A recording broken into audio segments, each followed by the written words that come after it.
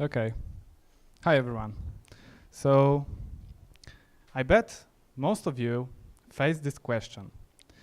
What library I need to use for state management in React, right? And it's not an easy question, especially if you see how many these libraries we have on the market. So, my name is Ciastek. I'm front-end developer at SwingDev, and here I'm going to tell you about 4 phases of state management in React. But first of all, you need to be warned, and that's something that Tomek mentioned. This talk is highly opinionated, and it's my own opinion. So you may ask yourselves why you should listen to me, right? Who I am. So I'm an experienced developer. I've done several projects in multiple technologies. I've done at least 7 projects in React. And I think that sharing my experience, my knowledge, can help you avoid any mistakes or failures in the future. So that's about me. So first of all, let's see what is the state of our knowledge about state, right? Because that's something that we will talk about during this presentation.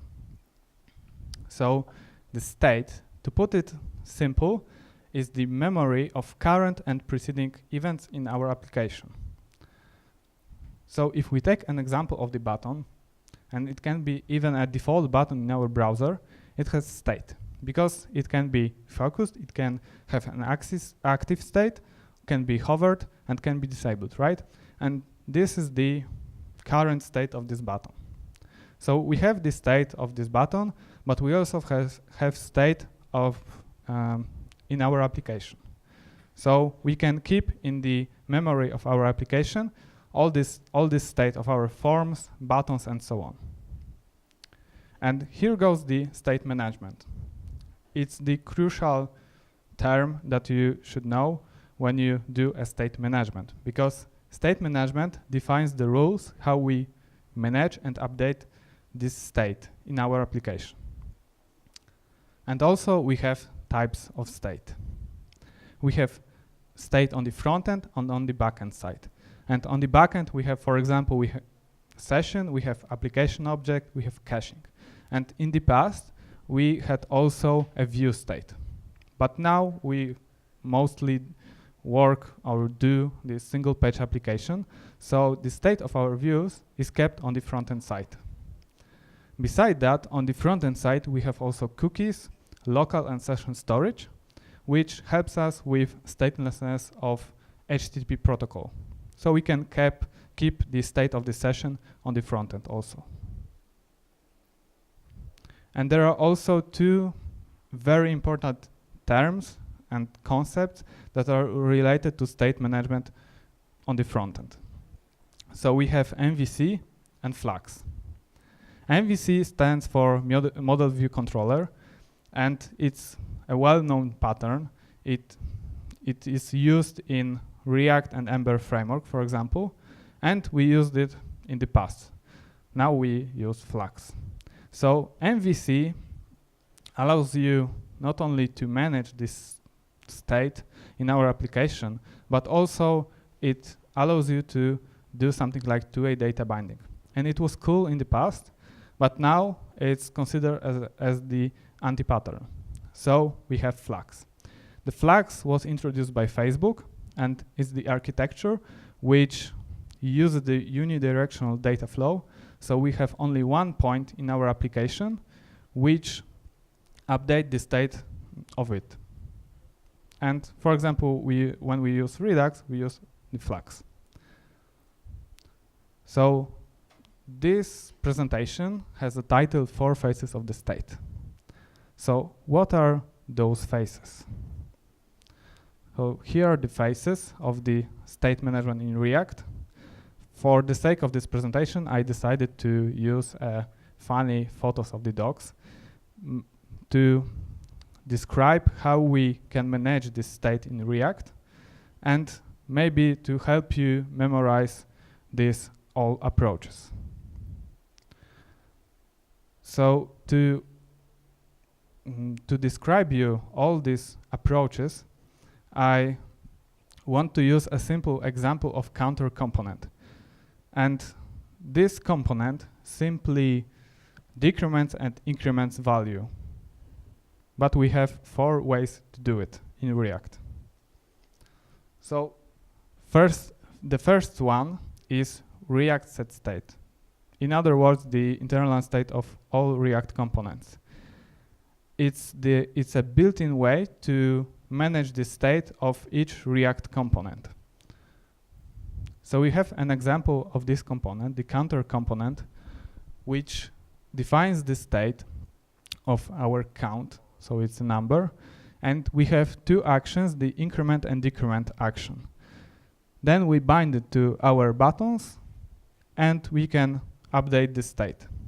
So whenever we update the state in React using setState method, it will re-render our component. So very easy to manage the state of our component.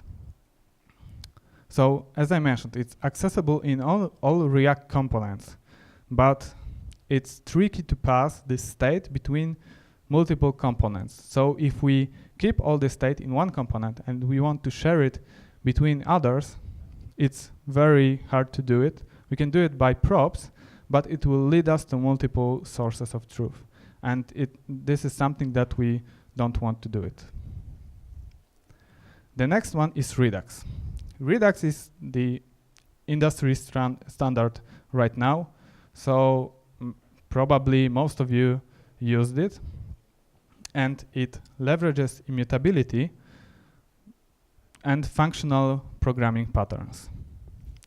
So in Redux, we have this concept of reducer, which defines how we will manage this state in our application.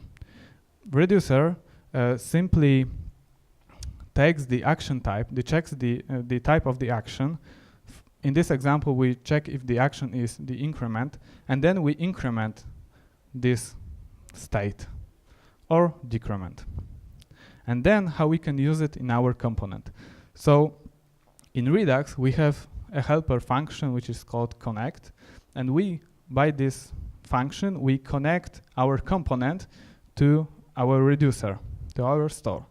So we get not only the state here defined as the counter, but also we can define the actions that we want to dispatch to update our state. Pretty straightforward. So Redux enforces the single source of truth. We have only one store, and this store can be accessible by this connect helper function. It uses the functional programming, which is cool, right, and trendy right now, and it's immutable. So it enforces you to not update the state directly, but return a new state after each update. But due to its simplicity, you can easily end with a lot of boilerplate in Redux. So you need to define every time your action, right? So if your application grows big, you will have multiple actions, and it's very hard to manage it. And also, immutability can be a bit difficult to understand at the beginning. And the third approach is MobX. MobX is unopinionated and scalable library. The state in MobX is mutable, and it uses observables to update it. So in MobX, we have a concept of store, and comparing to Redux, we can have multiple stores. So we have this store, and we define in this store observables. So here we have counter store, and this counter store define a counter property as observable. So when we define this property as observable, MobX knows that this property will update and that it should track it and maybe update our component. Also in store, we can define the actions, the increment and decrement actions. Then to use it and to connect our component to MobX, we use the observer. helper function or decorator, because MobX out of the box supports the decorators. And we bind our actions from the store to the buttons, and then we print the current state of counter. So when we use observer, helper, or decorator, when we update this counter, MobX will render our component. So as you may saw, it's a less boilerplate comparing to Redux, because we don't need to define the actions, we just make a function which will mutate our state. But you need to remember that MobX has the observable object. So when you make the property, and especially if this property is the object, so this object becomes an observable. So if you want to send this object as a JSON to your API, you need to remember about parsing it before this action, because you will end with error or any weird stuff, right? As a pros, also MobX is mutable, but also it can be a disadvantage, because you need to remember about this, especially if you have an experience with Redux. And the fourth and the last approach is Kea. Kea, maybe is the library that some of you might know or not, but the Kea is the name of the smart part from New Zealand. And why it's smart? So Kea uses the well-known Redux pattern. So if you are familiar with Redux, you can easily start with Kea. So in Kea, we define our logic in the configuration object. So in this configuration object, we have actions, we have reducers, we have even selectors. So if you like to use reselect, and also we can use Redux Func and Redux Saga. And this support is out of the box, which is pretty nice. So to use it in our component, we need to import this logic from the file and connect it to our component. Then we can use the actions from the props and increment, so update the state and have this component updated. So as you may saw, it uses a Redux pattern, so it's very good.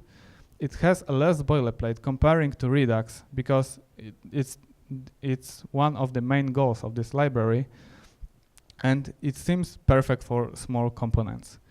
But in my opinion, because Kea tries to enforce you to keep all this logic, all this business logic in one place, it's very hard to make it good for in bigger application.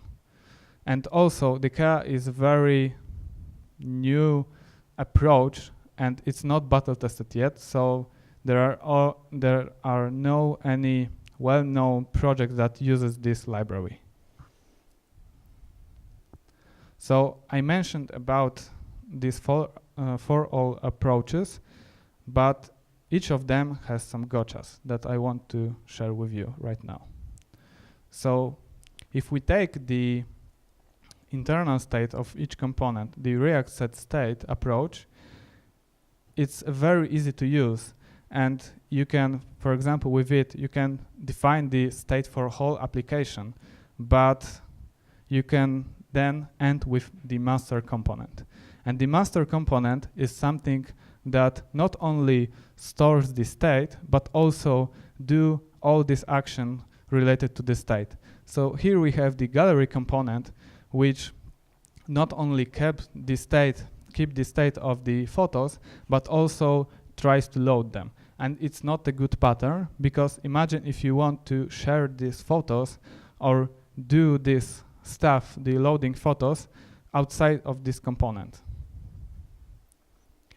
And the Redux. This is exactly my phase when we finished one of our projects with Redux. So here are the exports of the actions that we defined for only 2 reducers. And imagine if we have at least 10 of them. So you can see how it's going bad when we scale our application up using Redux. And there goes MobX. When we are familiar with immutability and Redux, we can get very surprised how the MobX works and what we can do with it. So here we have an example of complex store. We have the comment store, which not only stores this collection, but also loads it, create each comment, update, and so on. And these are the actions that you should not keep in this store, because you are doing a external request, and these actions and these methods needs to be extracted into separate service. Then we have the state access. So if we want to have the current state in Redux, we just call getState, and we get the actual state of our application. But in MobX, because it uses the mutability and uses the observables, you need to define a listener which will track all the changes in your state tree, and then parse it, get this chunk of data that you are interested in, and then you can do something with it. Also, it's the listener, so you need to remember about disposing it. And care. So if you look at this example, you can make a face like this one, because in one place you have defined the logic for one big feature of your application, and it's not a good approach. Here you have actions, you have reducers, you have even the generator of Redux Saga. So, and that's the approach that Care promotes, and it's wrong, because when you have a big application, you will end with a lot of code that you need to track, that you need to change or refactor. So which one we should choose? And it's not an easy question, like the first one question, but maybe I can help you a bit, and I can give you my recommendation. So for your next new React application, I would go for React setState, so internal state of each React component, and MobX. The React setState is great for keeping the state of the UI. So if you have this example of the button, you can, for example, keep the state if it was focused or active and so on, and keep it in using the React setState. But if you want to go beyond this, you should choose MobX, because MobX may feel strange at the beginning, and maybe feel a bit magic, and maybe magic is wrong, but in my opinion, it's still better than Redux. I've done several projects with Redux and a couple with MobX, and I would definitely go for MobX in my next project. So during description of these 4 waves of handling state management in React application, I mentioned that React has no built-in way to share this state between components, and it's not true with the latest version of React. So here comes the bonus, the new context API in React. And this one allows us to share this state between components. So we have this example of theme changer. There's the button on the left side, which when it's clicked, it will change the theme of our application, and it will change the color of this button. And on the right side, we have the default theme applied.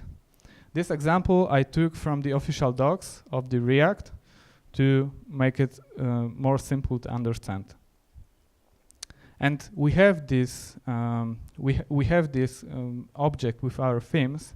Then we define the context that we want to share between components, and we define our themed button, which will not only update this context, this state, but also consumes it, because new context API provides something like consumer. And then in our application, we store this current theme in the internal state of the component.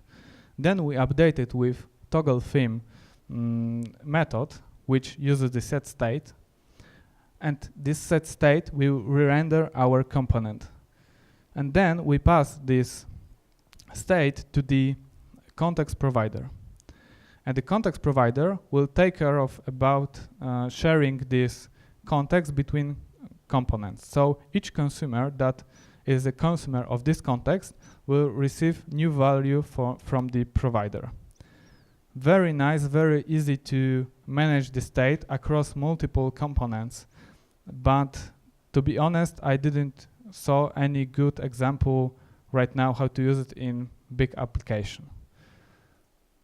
So we get not only the ability to share this state between these components, but also it works well with this setState, as you may saw, and also it's good to use the higher order component pattern here. So that's all for this presentation. If you want to know more about state management in React, and especially if you want to know why I chose MobX over Redux and any other approaches, I suggest you to take a look at those articles. The presentation will be shared after this talk, so you can get more information about it. And also, if you have any questions about this presentation or about our presentations, just post a tweet with our official hashtag, the Warsaw microconf. Reach me by my socials, they are here, or find me after this talk. I'm happy to help. Thank you.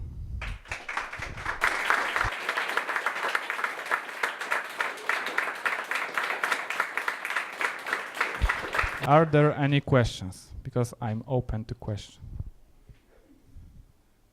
Okay. We don't have.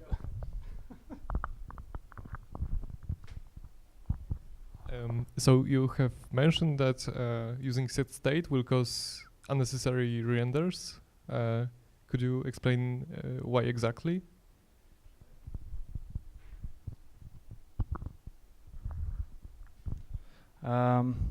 As far as I remember, this was about, let me think. Okay, so this is about the calling setState in the moments that you should not do it. For example, when you have a component did mount callback, the lifecycle method, you should not do a setState here. For example, if you want to provide any new state in Redux, you just do it by connect and it will pass a props down to your component. But if you want to pass a new state on the mount, you do, for example, like this setState in component did mount, for example. And also, it's very easy to overuse this setState, especially during the event handlers or something like this. So that's kind of the stuff. Okay, any questions? No. No. Okay, so I think that's it. But if you have any questions, you can talk me out after this presentation, after our presentation.